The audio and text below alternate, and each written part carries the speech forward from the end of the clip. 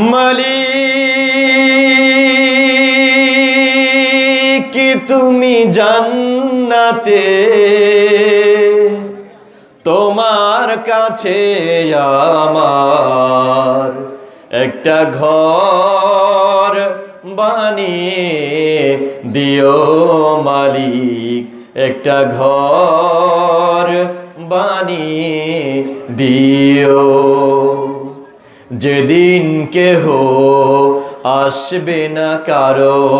কোনো কাজে, যেদিন পাপী